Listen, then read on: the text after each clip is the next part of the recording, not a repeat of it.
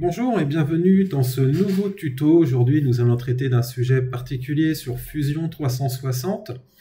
Comment dessiner des formes de base avec les outils de sketch, avec les outils de dessin. On va suivre des étapes assez simples. La première, dans l'environnement de Fusion, ce que l'outil me demande, c'est de sélectionner un plan. Donc, je vais cliquer sur un des plans pour pouvoir m'appuyer, commencer à dessiner. À partir de là, j'ai un outil qui apparaît sur le côté, donc la palette, qui va me permettre de choisir mes options. Donc au fur et à mesure où je vais choisir un outil, pour faire une ligne, un rectangle, un cercle, etc., j'en ai un certain nombre cachés dans cette zone-là, je vais pouvoir sélectionner l'outil et choisir ces paramètres ici. Donc je suis parti sur un rectangle. Le rectangle, il en existe plusieurs types. Un rectangle par 2 points, le rectangle avec un point de centre et un point d'extrémité, et un autre rectangle par 3 points qui nous permet de dessiner directement le rectangle en biais. Donc je vais commencer par un rectangle à 2 points. Un premier point, je déplace ma souris. Un deuxième point, ça me donne mon rectangle. La deuxième option, vous l'avez vu, au fur et à mesure où je dessine, c'est de saisir mes valeurs en temps réel. Donc là, je vais taper une valeur, 220. Tabulation pour basculer à l'autre valeur, 130. Je valide. 220 par 130, mes codes sont déjà mises. Donc ce sont deux méthodes pour travailler. Je recommence. Un rectangle, un premier point, je déplace ma souris et soit je viens cliquer, je vais tout coter après, soit je lui saisis des valeurs directement. Pour l'exemple, je vais utiliser un autre type d'outil, un autre type de rectangle. C'est le rectangle par le centre, celui que je préfère utiliser. Pourquoi? Parce qu'il nous permet d'être centré dès le départ sur l'origine du projet. Donc bien sûr, tout ça, c'est en fonction des besoins. Et donc, en fonction de mon origine projet, clique au centre, je déplace ma souris, je saisis les valeurs, 500, tabulation 250, hop, je valide, mon rectangle est fait. Automatiquement, j'ai un certain nombre de paramètres qui apparaissent, de la perpendicularité qui s'est mise toute seule, je viens retrouver du parallélisme qui s'est mis toute seule, un autre en parallélisme qui s'est mis toute seule, ici j'ai une horizontalité qui s'est positionnée, et un perpendiculaire qui s'est placé aussi. Ça va être des choses importantes, puisque si je veux pouvoir dessiner avec mon outil rectangle une forme un peu plus comme ça, alors je le fais un petit peu rapidement bien sûr, un petit peu plus gauche, il va falloir que je réfléchisse un petit peu à l'outil que je vais utiliser. Cette forme gauche, si je pars de mon rectangle, par le centre, je déplace, hop, je mets mon deuxième clic. Si je veux pouvoir manipuler, il va falloir que je supprime certaines relations, certaines contraintes. Donc supprimer une contrainte, je clique sur la contrainte, je clique sur la touche supprimer. Ensuite, ce parallélisme, si je le laisse, on va avoir des formes comme ça, ça va bouger un peu comme ça. Ce parallélisme, s'il ne m'intéresse pas, je le supprime, ça permet de commencer à pouvoir bouger. Alors si ça bouge comme ça, si les deux côtés bougent de façon égale, c'est que j'ai mes diagonales qui se sont faites automatiquement sur le type de rectangle que j'ai choisi. Du coup, ça me simplifie pas mal les choses. Et à partir de là, on va pouvoir faire des formes un peu plus complexes, un peu sympathiques. Hop, je lui donne ma petite forme, je termine l'esquisse. C'est ma première forme de sketch. Donc quand je vais vouloir créer un sketch, une esquisse, la première chose, c'est de sélectionner un plan. Alors ces plans, hop, je vais revenir un petit peu en arrière. Ce plan, ça peut être, donc le plan d'appui pour faire une esquisse, ça peut être soit un des plans d'origine, donc que je choisis en cliquant dessus, le plan de la vue avant, le plan du dessus, donc le vue de haut et le plan de droite. Je vais choisir mon plan en fonction de la forme de ma pièce. Comment je veux créer ma pièce. Est-ce que ma pièce va être posée contre un mur? Est-ce qu'elle va être posée sur le sol? Globalement, c'est la question que je vais me poser. Là, je vais créer une pièce qui sera collée à un mur. Donc, je clique sur ce plan-là. Mon orientation est pas mal. Ensuite, je vais choisir le type de trait. Donc, quand je vais dessiner, par exemple, une ligne, Si je fais un premier clic, je déplace ma souris, j'ai une longueur, une orientation qui se positionne. Quand j'arrive sur des zones particulières, horizontales, verticales, parallèles, des éléments, des contraintes automatiques comme ça vont se mettre en place. En fonction de mes besoins, je peux avoir besoin d'avoir des traits de construction. Alors, tous ces traits-là, je vais les retrouver quelque part sur la droite, où je vais retrouver des traits de construction, je vais retrouver des traits d'axe que je vais utiliser en fonction de mes besoins.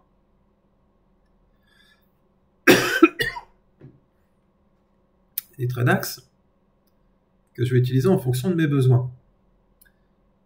Typiquement, je vais utiliser par exemple un rectangle. Hop.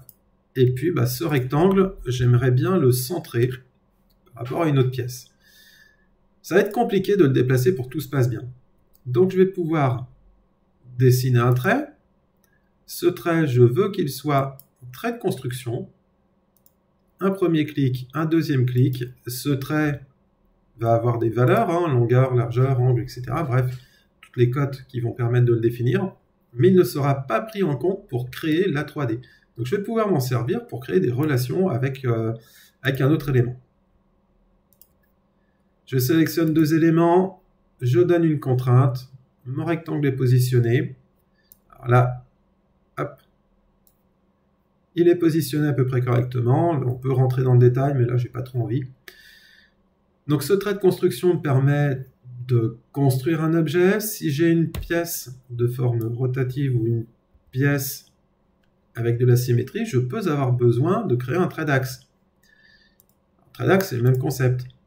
Je sélectionne mon outil de sketch, je sélectionne mon outil de trait d'axe, et puis ça reste un trait comme un autre. Un premier trait, un deuxième trait. Ce trait d'axe va me permettre de créer des formes sur la base ronde, mais ça va me permettre de pouvoir appliquer certaines relations un petit peu différentes.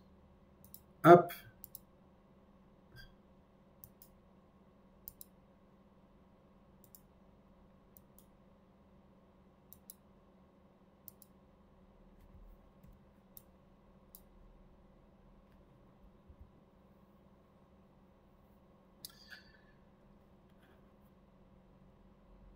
On va continuer sur les formes. La ligne, c'est un premier clic, un deuxième clic. Si je reclique,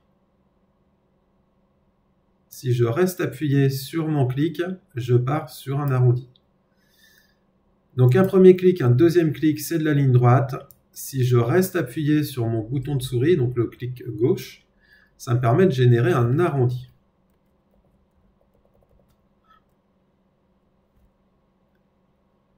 Cet outil ligne est très intéressant. On va pouvoir faire un premier clic, un deuxième clic, c'est une ligne droite. Là, je suis sur une ligne droite. Maintenant, si je reste appuyé, je commence par ma ligne droite, si je reste appuyé sur mon clic de souris, je pars sur un arc. Hop, ça me permet de dessiner rapidement des formes qui peuvent être intéressantes.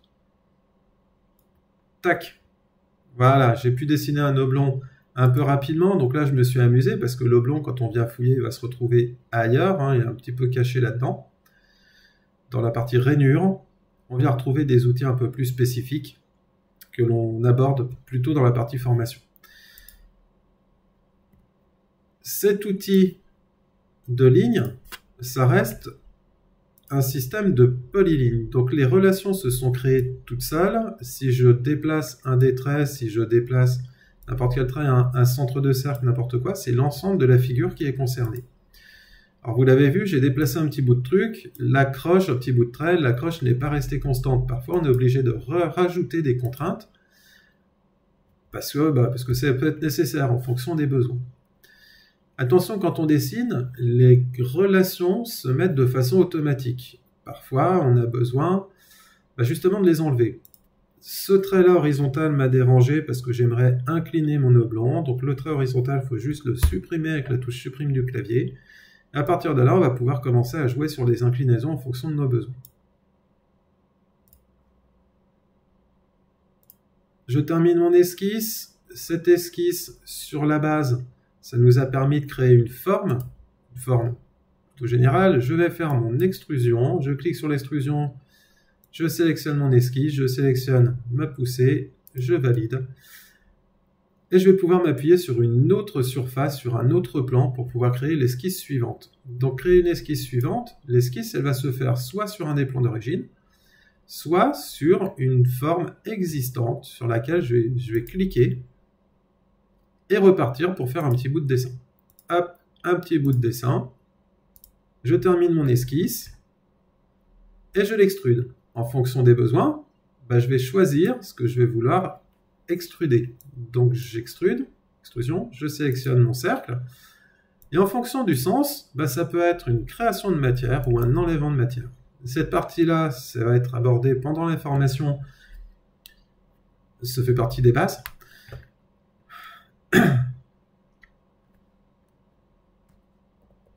Putain, c'est compliqué, hein. Maintenant que ma forme est faite, je vais pouvoir m'appuyer dessus pour créer une nouvelle esquisse, créer une nouvelle forme. Donc j'utilise l'outil d'esquisse. Je vais m'appuyer soit sur un plan existant, soit sur ma forme que j'ai créée en amont. Et à partir, donc là j'ai cliqué, ma nouvelle esquisse se crée. Je peux réutiliser un autre outil de sketch. Donc ligne, rectangle, cercle, arc, les principaux bien sûr. Ensuite, on va retrouver des options de polygones, des polygones inscrits, circonscrits, les ellipses, les rainures diverses et variées, voilà, les splines, et puis différents éléments qui sont pratiques au quotidien. Donc ça, ces outils-là vont être abordés de façon beaucoup plus poussée dans la formation Fusion 360. Voilà, je valide. On aborde tous ces sujets par des exercices pratiques qui nous permettent de maîtriser facilement Fusion. Putain, je suis en train de raconter de la merde. Maintenant que ma forme est faite, je vais pouvoir m'appuyer dessus pour créer une nouvelle esquisse. Cette nouvelle esquisse, là je l'ai appuyée sur ma forme, elle aurait pu s'appuyer sur un plan existant. De la même façon, je vais pouvoir dessiner notre forme dessus. Je termine. Cette esquisse créée, je vais pouvoir m'en servir soit pour créer une nouvelle extrusion. Hop là, un petit... Voilà, une légère latence. Une nouvelle extrusion qui peut être soit un enlèvement de matière, soit une création de matière. Ce tuto touche à sa fin. Je vous remercie de m'avoir écouté, de m'avoir suivi. Si vous avez besoin de plus d'informations, tous ces sujets seront abordés pendant la formation Fusion 360. Je vous souhaite une bonne fin de journée. À la prochaine pour un nouveau tuto.